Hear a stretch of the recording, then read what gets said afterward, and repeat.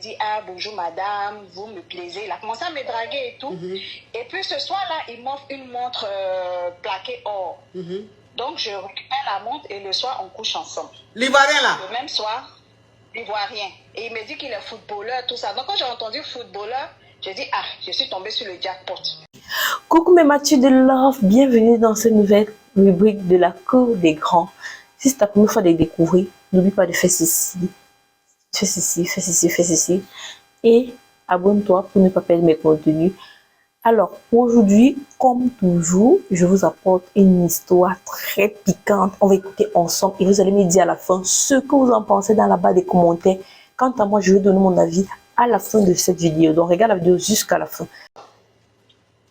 C'est pour poser question. Oui. Écoutez bien, écoutez bien, écoutez bien. Parle ma chérie, parle, parle. Je suis une femme, Oui. oui, je suis une femme, je vivais en France. Oui. J'étais mariée à une diamantaire.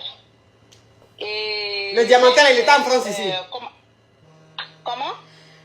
Ma chérie, s'il te plaît, faut écouter. Le diamantaire, il était en France ici? Oui, il était en France. Oui. Et on s'est rencontrés en Côte d'Ivoire. Oui. Et quand on s'est rencontrés, on s'est mariés, c'est vite allé, quoi. Oui. Et il m'a emmené en France. Oui. Donc, moi, je vivais avec lui, tout ça. Mais après, au fil du temps, il m'a dit que lui ne voulait pas d'enfants. Parce que nous, les femmes africaines, quand on fait des enfants, on devient grosse. Donc, lui ne voulait pas, voilà. Donc, après combien d'années, quand j'ai eu mes papiers, j'ai eu la nationalité française, Oui. on a dû se séparer et tout. Donc, après ça, moi, je suis rentrée en Côte d'Ivoire définitivement. Oui. Et un jour, j'étais dans un bar. Et pendant que parce qu'à chaque fois qu'on me dit bonjour, je suis française. À chaque fois qu'on me dit bonjour, je suis française. C'était mon passeport. Oui. Et donc, on était assis dans un bar avec des amis. Et puis, je parlais comme ça avec mes amis. Et il y avait des jeunes qui étaient assis. Et un coup, il y a un jeune qui se lève, il me dit, ah, bonjour madame, vous me plaisez. Il a commencé à me draguer et tout. Et puis ce soir-là, il m'offre une montre plaquée or. Donc je récupère la montre et le soir, on couche ensemble. L'Ivoirien là? Le même soir, l'Ivoirien. Et il me dit qu'il est footballeur, tout ça. Donc quand j'ai entendu footballeur, j'ai dit, ah, je suis tombée sur le jackpot. Oh, wow. Mais donc, il t'a dit qu'il est footballeur où? En Côte d'Ivoire là-bas où ça? Non, il dit qu'il évolue d'un club, que lui-même a son école de football, des trucs comme ça. Il m'a dit plein de trucs cette nuit-là. Donc, on est sortis ensemble. Et quand on a commencé à sortir ensemble, un mois après, il me demande en mariage. Oui. Et donc, il me montre une maison. Parce que pendant ce temps, il vit chez moi. Il me montre une maison inachevée. Il me dit que c'est sa maison. Donc, ça veut dire que quelqu'un que tu as connu là, attends ma chérie, on va aller pas à pas. Donc, le gars que tu as connu, le même soir, tu as mouru lui parce qu'il t'a dit les footballeurs là. Il allait habiter chez toi en même temps. Voilà, il est venu, on est allé chez moi à la maison.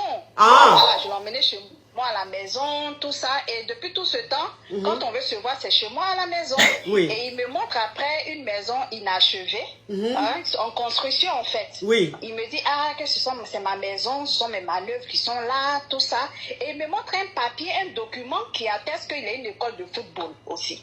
Oui.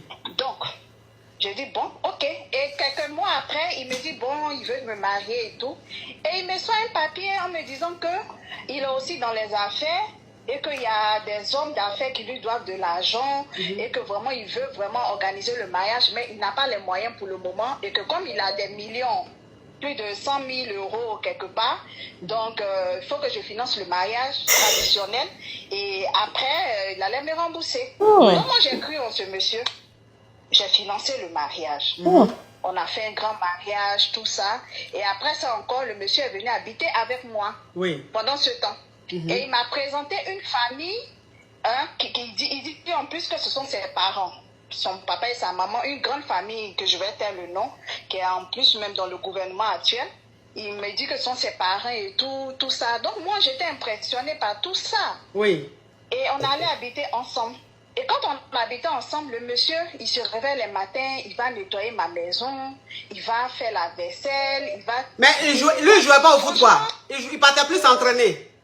Il partait s'entraîner de temps en temps, il m'envoie même des photos où il me dit qu'il avait il m'envoie des photos où il avait certains footballeurs, tout ça, machin et tout. Les grands footballeurs, mais les grands footballeurs, il me montre des photos où il était avec ces derniers-là, tout ça. Ma côte, j'arrive.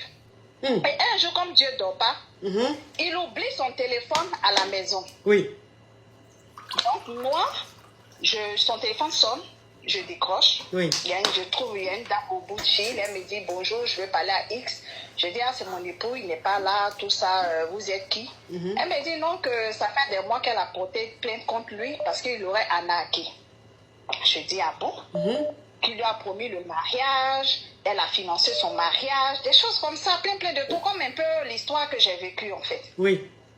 Donc, elle me raconte maintenant de faire attention parce que c'est pas quelqu'un de fiable, c'est un arnaqueur, il n'est pas bon, c'est un menteur, tout ça. Donc, du coup, ça fait un déclic dans ma tête. Parce que comme moi, j'étais mariée à mon blanc, tout ce que j'avais comme bien, c'était mes bijoux. Parce que mon alliance même valait des fortunes, les bijoux, tout ça. En fait, le monsieur, quand il venait nettoyer dans ma maison, tout ça, il était en train de sillonner des endroits où je cachais mes trésors.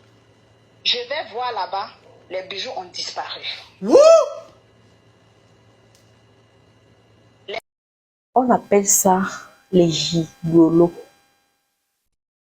Donc le gars se promène un peu de partout pour draguer les femmes un peu aisées, pour les soutirer un peu d'argent.